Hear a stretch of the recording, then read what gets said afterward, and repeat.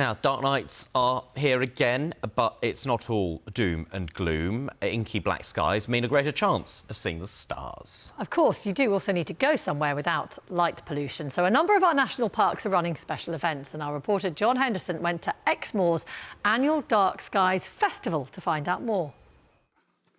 You can see the moon, but it's not quite in the centre.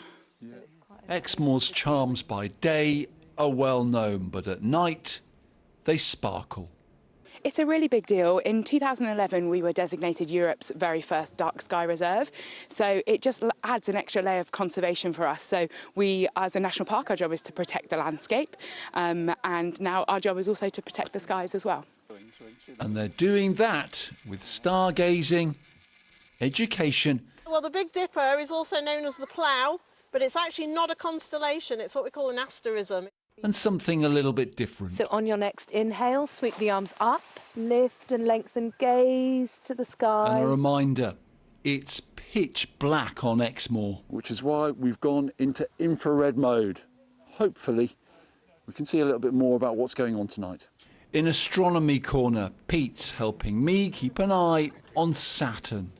You know, planets like Saturn is always a big wow moment when you look through a reasonable aperture instrument like this one. We feel like proper explorers.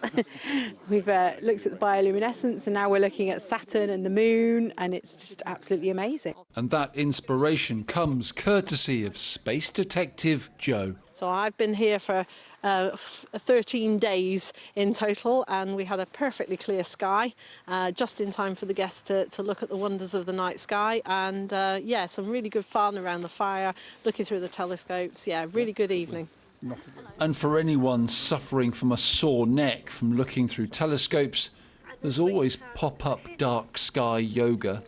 It's that feeling of being the peace and the stillness and the quiet that we get from being outside at night, when everything's shut down and we've just got kind of the animals and the plants around us, and everybody else maybe is just tucked up in their homes, and we're outside in this lovely wild environment practicing yoga. Exhale back. The Exmoor Dark Skies Festival continues through to Sunday. John Henderson, BBC News, Exmoor.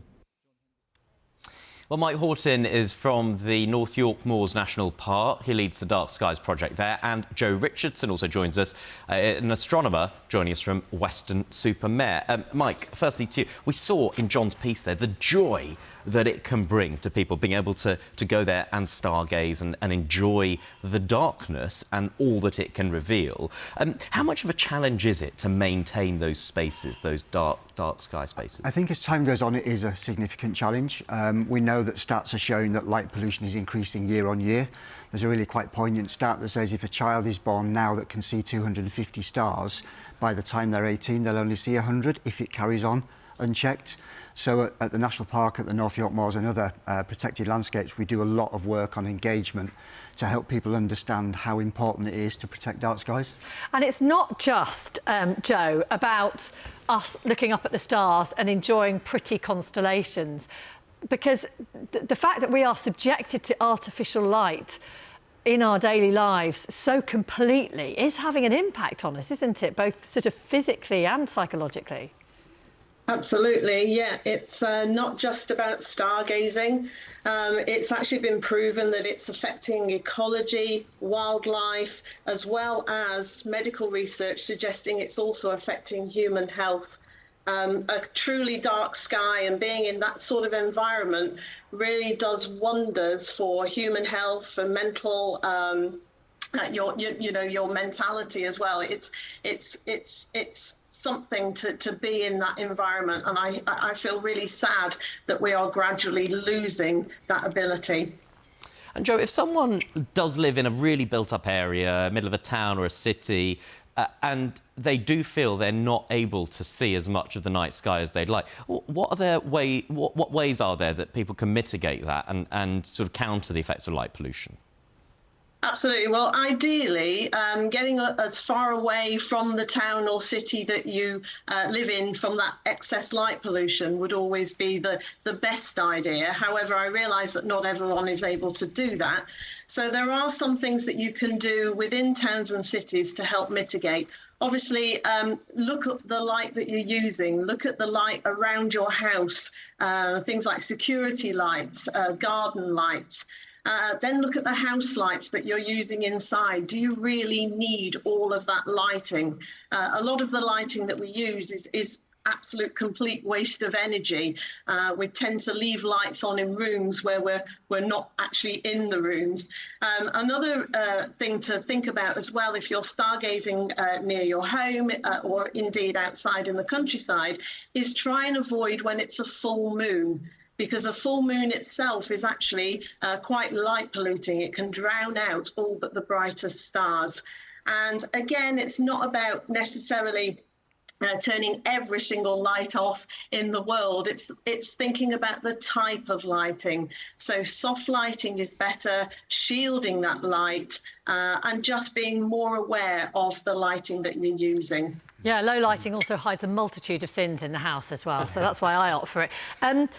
Mike, you were saying you've just come back from an international conference all about dark skies. What's the sort of general tone of conversation around this globally then?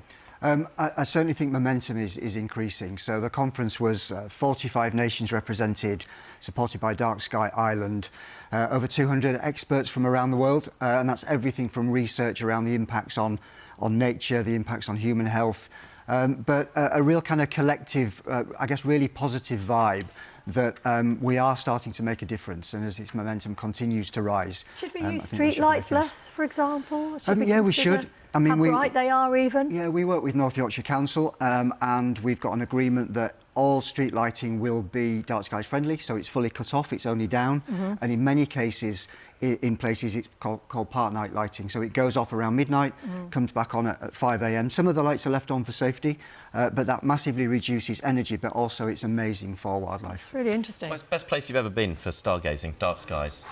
Can't say North York Moors because I can't say North York Moors.